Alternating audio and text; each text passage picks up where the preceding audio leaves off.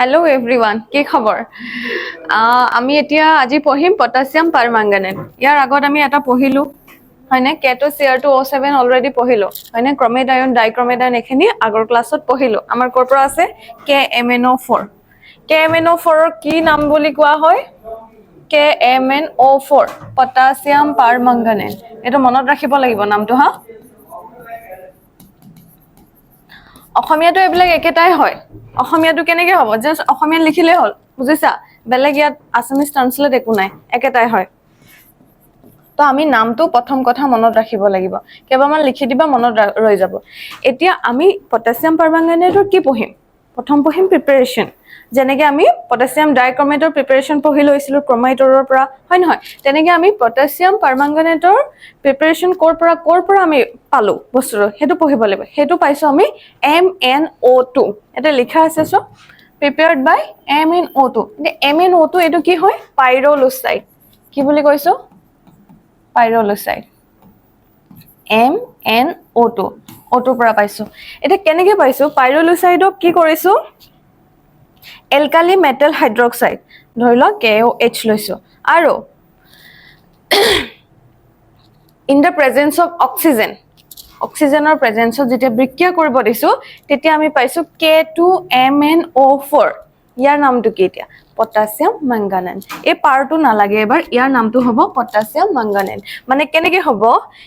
প্ৰথম আমি কিটো ললোঁ? পাইৰলুচাইডটো ললোঁ। কি হয় এইটো? MnO2। ইয়াক কাৰ লগত বিক্ৰিয়া কৰিব দিছোঁ? KOH। In the presence of oxygen, oxygen দিলোঁ। কি হ'ব? ইয়াত কি পাম বুলি কৈছোঁ? পটাছিয়াম মাঙ্গানেট পাইছোঁ। কি হয়? K2MnO4।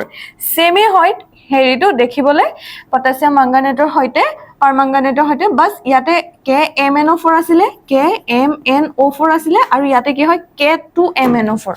হ'বনে? এইটোৰ নাম আছিলে পটাছিয়াম পাৰমাঙ্গানেট, এইটো হ'ব পটাছিয়াম। এই পাৰটো নাথাকে, বাকীখন একেটাই হ'ব। এতিয়া এইটো পালোঁ, আৰু লগতে আমি কি পাম? Water molecule.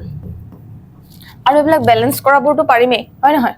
এইবোৰ বেলেন্স কৰাটো আমি জানো, ইয়াৰ আগৰ ক্লাছত আমি বেলেন্সটো শিকিছোঁ। এতিয়া যিটো আমি পাম পটাছিয়াম মাঙ্গানেটৰ, ইয়াৰ কালাৰটো কি হয়? ডাৰ্ক গ্ৰীণ হয়, ঠিক আছে? আৰু পটাছিয়াম পাৰমাঙ্গানেটৰ কালাৰটো কি হয়? পাৰ্পল। কালাৰবোৰ লাগিব দেই, এইবিলাক আমি লেবত চাগে পাৰ্পল কালাৰ, সেইটো আমি জানোৱেই, হয় নহয়? এতিয়া এই যিটো আমি পালোঁ, তাক যেতিয়া আমি এচিডত ডুবাই দিওঁ, জাষ্ট চিম্পল, ইয়াত অকল দুটা লাইনত প্ৰিপাৰেচন খতম হৈ যায়। প্ৰথম এইটো লাইন মনত ৰাখিবা, পাইৰলুচাইডৰ লগত KOH দিবা, O2 দিবা, তাৰপিছত আমি কি পাই যাওঁ? লগালগে পটাছিয়াম মাঙ্গানেট পাই যাওঁ।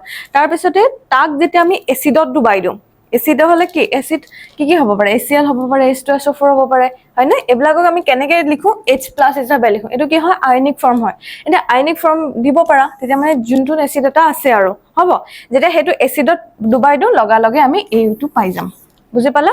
এতিয়া তোমালোকৰ এইটো আয়নিক ফৰ্মত আছে, বেলেগ একো কৰা নাই, আয়নিক ফৰ্মত আছে। নিদিলেও হয়, দিলেও হয়। নিদিয়াকে কেনেকৈ হয় চোৱা, এইটো যোনটো পালোঁ, এই যোনটো পালোঁ সেইটোকে ইয়াত লিখিলোঁ, K2MnO4।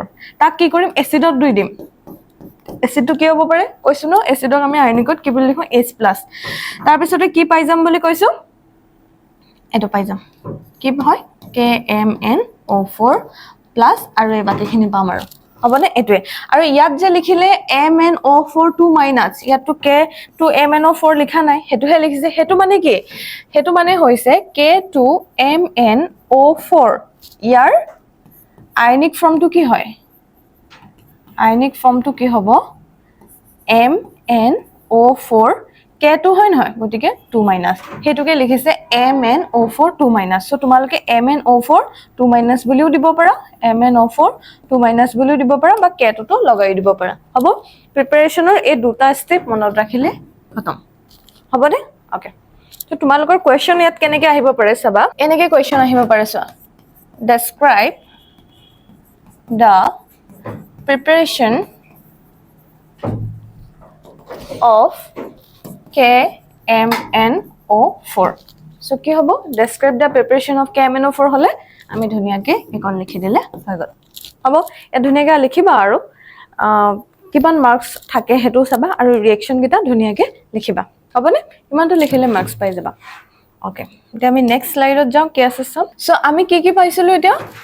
K2MnO4 আৰু এটা পাইছো KMnO4 ইহঁতে কি আছিল আমাৰ ককাইক ভাই হয় না আগৰবাৰ যে যেনেকৈ পাইছিলো K2Cr2O7 মনত আছে নে তাৰ ভাগৰ লগত যে পাইছিলো তো ইয়াৰ আয়নিক ফৰ্মটো কি হয়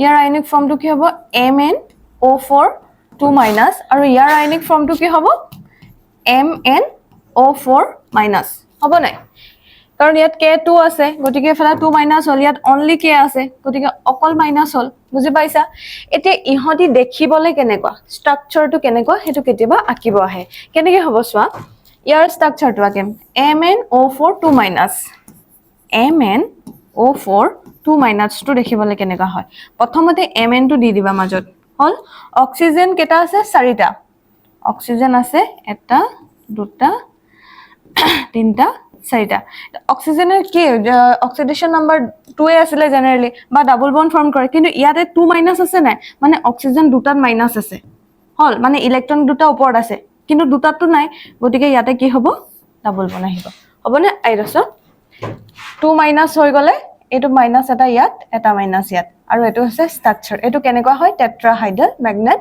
আয়ন আৰু এটো কি কালাৰ বুলি কৈছিল ডাৰ্ক গ্ৰীন হেতুকে লিখিছে গ্ৰীন কালাৰ আৰু এটো কি কালাৰ লিখিছে পাৰ্পল এটো কেনেকৈ হয় চোৱা এটো হ'ব তোমাৰ MnO4- অনলি এটা মাইনাস গতিকে এটা মাইনাস হ'ব মানে MnO4- মেংগানিজটো মাজত ৰাখিলা অক্সিজেন 4টা অক্সিজেন 4টা দি দিলো 1 2 3 4টা এটাতহে মাইনাস এটাটো মাইনাসটো দিলো দিয়াৰ পিছত একিটা ডাবল বন্ড দি দিলো হ'বনে এটো হ'ব টেট্ৰাহাইড্ৰেল এইকিটা হৈছে ষ্ট্ৰাকচাৰ কেতিয়াবা ষ্ট্ৰাকচাৰো আহে আমি লিখিব পাৰিব লাগিব এটা এটা মোস্ট ইম্পৰ্টেন্ট ৰিঅ্যাকশন MnO4 যেতিয়া এসিডৰ মাইনাস এটো মানে আয়নিক ফৰ্মটো হা এসিডৰ লগত যেতিয়া ৰিঅ্যাকশন কৰিছে Mn2+ হৈছে এটো মনত ৰাখিবই লাগিব হা এটো বহুত বহুত বহুত ইম্পৰ্টেন্ট হয় MnO4- যেতিয়া আমি এসিডৰ লগত ৰিঅ্যাকশন কৰাইছো তেতিয়া আমি কি পাইছো Mn2+ পাইছো আৰু পাইছো ওয়াটাৰ মলিকিউল এটা ইয়াত যে আছে এবিলাক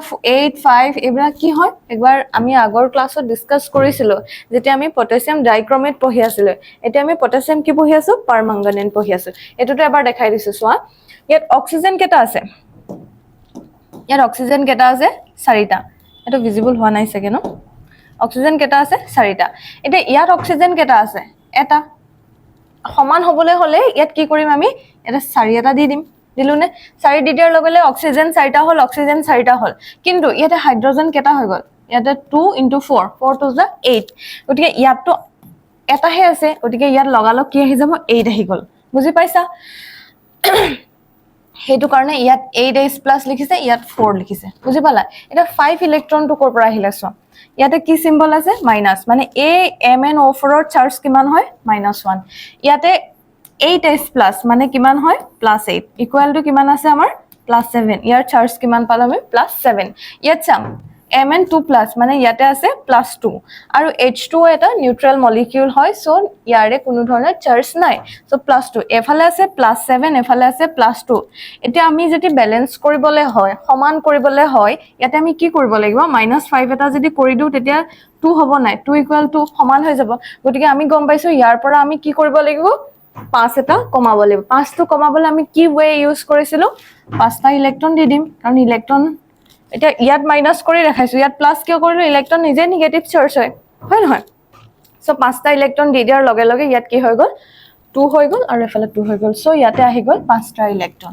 এই ৰিঅ্যাকশনটো মনত ৰাখিব লাগিব বহুত বহুত ইম্পৰ্টেন্ট হ'ব এটো কৰিবা প্ৰ্যাকটিস কৰিবা এটা এটো কিয় ইম্পৰ্টেন্ট হয় এটো কিয় ইম্পৰ্টেন্ট বুলি কৈছো কোৱেশ্চন কেনেকৈ আহে আমি তাক শিকিব গৈ আছো ওকে ভালকে মন দি চাবা